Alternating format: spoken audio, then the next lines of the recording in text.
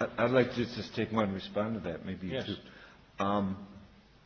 I think one meditation we can all do that gets us to change is to do a meditation on death.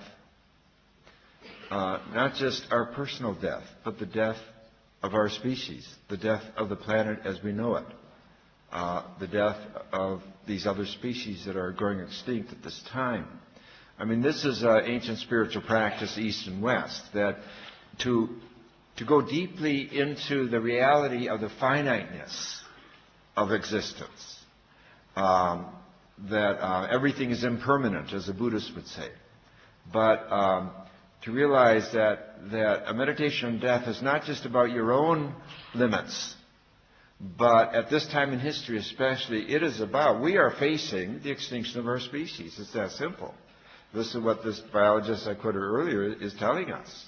And we can't be playing about this. I mean, we have to, as you say, it has to get out of the head into the heart and into practices, which practices dictate the way we'll do economics, the way we'll do business, the way we'll do politics, and all these other things. So I think it's time to start meditating on the end, and then that will inspire us to get moving again. I think that the human race is amazing for our capacity for creativity and imagination and starting over. But we have to be motivated to get out of our couches and to get out of the normal rut. And the point is, there's nothing normal about what we're facing today. We're facing the extinction of our entire tribe. And I think it's going to take some authentic meditation and grieving also. We have to go into grief ceremonies. I've developed some rituals along this line over the years. Very important because we are losing so much. And if we do not take attention to our hearts and what we're losing, then we're all in grief. And when you're in grief, you're not in a good position to create and to start over. And that's the only thing that's going to save us is our creativity. So we do need to grieve together. We need to meditate on limits and the end of things and death. Now, the crash we're going through with Wall Street and everything and Scotland Bank and all this, is a teachable moment. It's a very important moment because we're learning, hey, bubbles burst and nothing is infinite on this planet, and certainly not the accumulation that satisfies our greed, or some people's greed. So I think it's a great time to be meditating on limits, finiteness, death, grieving what's being lost, and this in turn will motivate us to recreate, to begin a different kind of civilization. And it's got to be global, and it's got to include other creatures, not just human creatures. Well, I agree with that, and I think that the present crisis, most people don't change unless they have to, and I think the present crisis is actually a huge stimulus to change. I mean, a lot of people are just trying to sort of pump more money into the banks so we can go back to business as usual and consumption patterns we're used to. It doesn't look as if that's going to happen, and so it is a huge opportunity. But I don't think exhortation has done much good over the last 20 years about the environmental crisis or anything else. You spoke to start with about fields, magnetic fields and electromagnetic fields, Yeah. and fields of sound. Is there any separation between those so that they don't relate? Is there such a thing as a universal field where these different fields do connect and relate? Well, this is one of the big burning questions in science, and Einstein spent his last 20 years trying to find a unified field theory to see how the different fields of nature that we already know about might be related to each other. And no one yet has that. There's a field that unifies the electromagnetic and the so-called electroweak force, which is a force working inside the atom. But there's a big area of theoretical physics called superstring theory, which says that there's a primal unified field with 10 dimensions, 9 of space and 1 of time. There's a rival theory called M theory that has 11 dimensions, 10 of space and 1 of time. In modern physics, extra dimensions come cheap. And these theories have been trying to develop a primal unified field theory from which all the other fields are derived by a curling up of the extra dimensions. So far, after 20 years of effort, they haven't got very far. And some people are saying, is this real science? It makes no contact with experimental tests. There's a huge industry of theoretical physicists.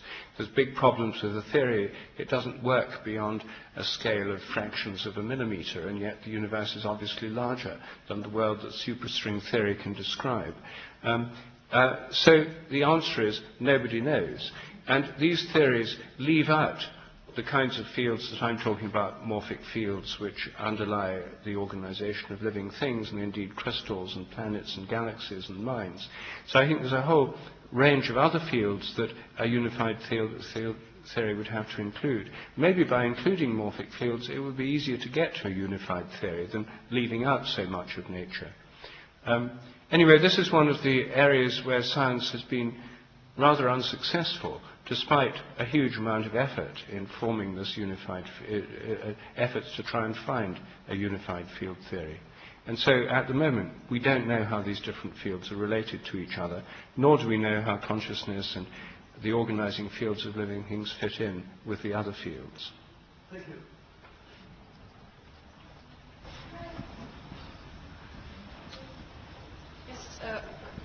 My name is Bettina Jung, and I'm a psychologist, and I liked it very much what Matthew Fox said about the quote about depression. It is the expression of lack of praise. And I myself learned actually to praise again when I got in touch with India, with Hinduism. And I like very much Rupert's description of the ritual, the Shiva ritual he has experienced. And then Matthew's remark on him making himself popular here. But I want to add then that, of course, this orgasm in the end was only built up by mantras and rituals before, so that the energy could be developed. And that is all what is in what also Rupert said as top-down and bottom-up processes. It has to be a unity. And what in Hinduism is and in the old paganism, which only in form of Hinduism has actually survived for some reason, which is very interesting actually to look at. I was a bit puzzled that Buddhism is so often mentioned here, because the Buddha taught renunciation actually. As a Buddhist monk, a Theravada monk, a young monk, once said it's a successful method of dying, actually.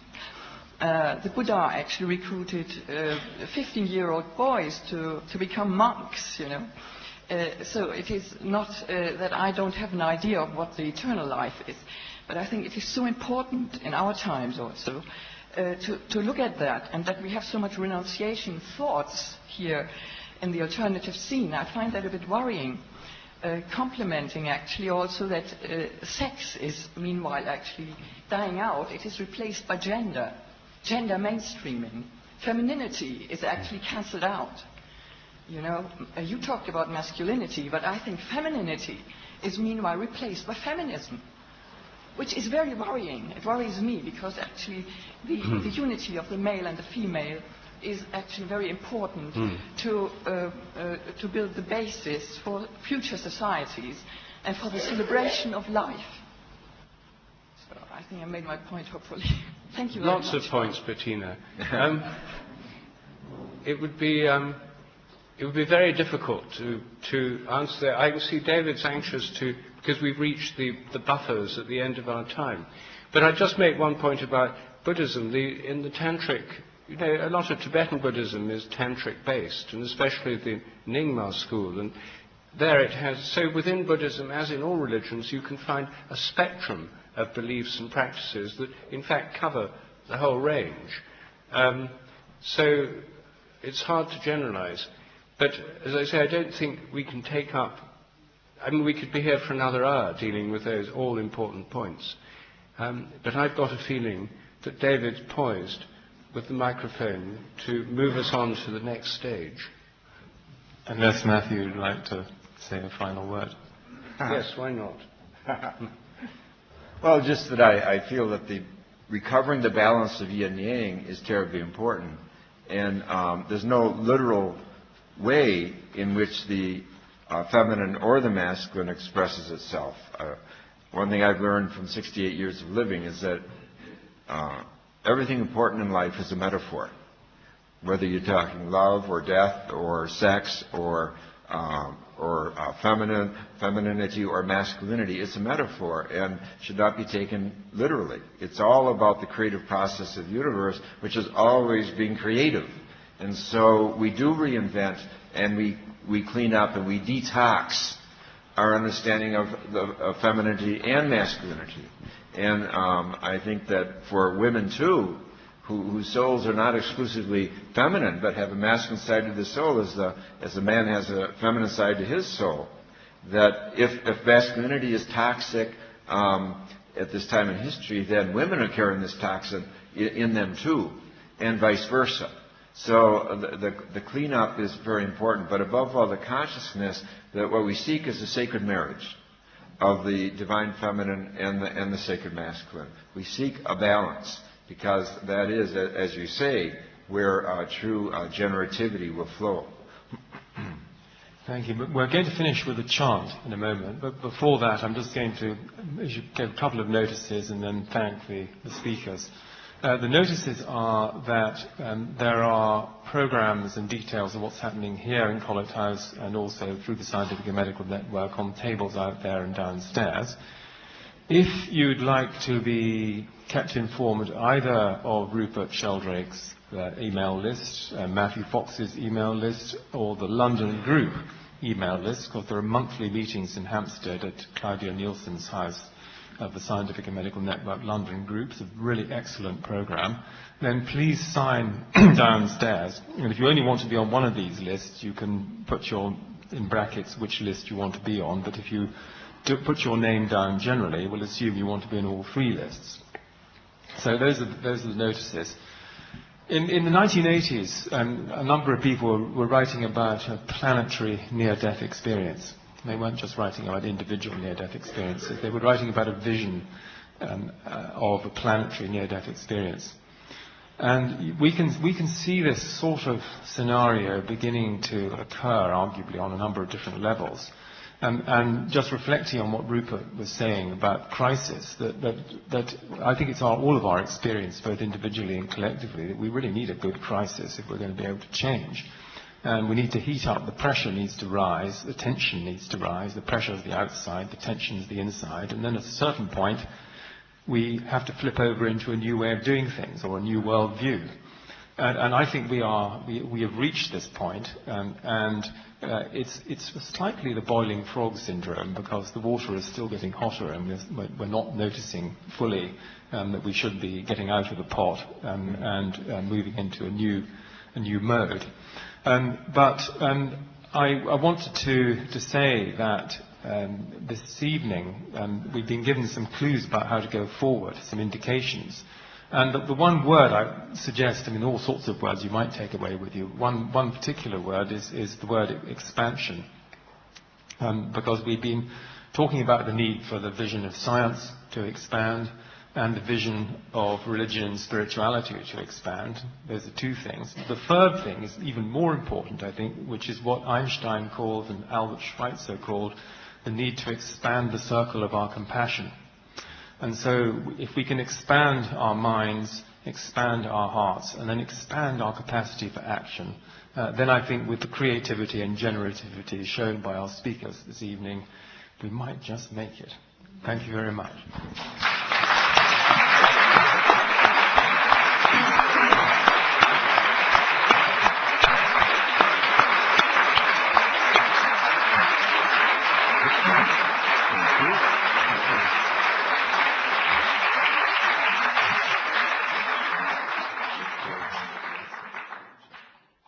And into practices. which practices dictate the way we'll do economics, the way we'll do business, the way we'll do politics, and all these other things.